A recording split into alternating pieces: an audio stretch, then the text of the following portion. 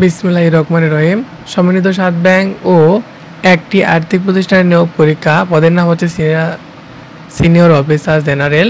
সাহিত্যিক বিষয়ক প্রশ্ন।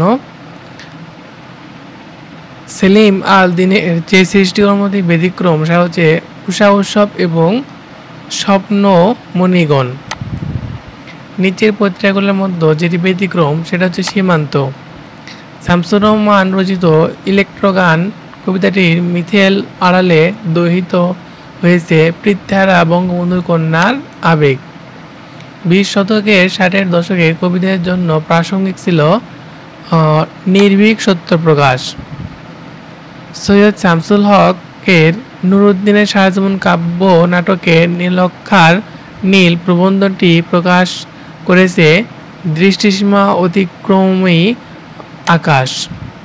নিচের যেটি কাজী ইসলামে প্রাপ্ত পুরস্কার বা উপাধি নয় তা হচ্ছে মুক্তিযুদ্ধ সম্মাননা পদক।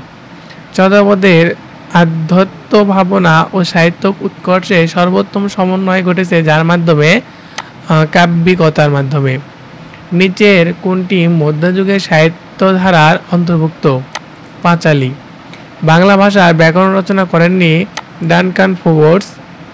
সরল বাক্য রূপান্তর করুন। ভয়াল শব্দে বাস পড়ছে, এর বিরাম নেই, অবিরাম ভয়াল শব্দে বাস পড়ছে। বিকারজাত শব্দযোগে দ্বিরুক্তিকর উদাহরণ হলো বকাঝকা।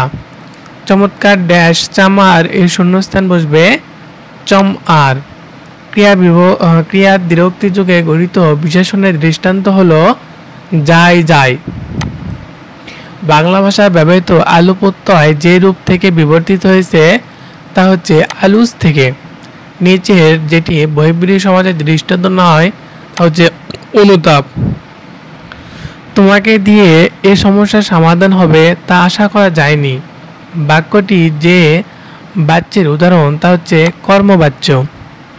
পাঠের বর্জনকৃত অংশ নির্দেশনে ব্যবহৃত হয় এই ... চিহ্ন। শ্রবণ শব্দের অর্থ হলো ক্ষরণ।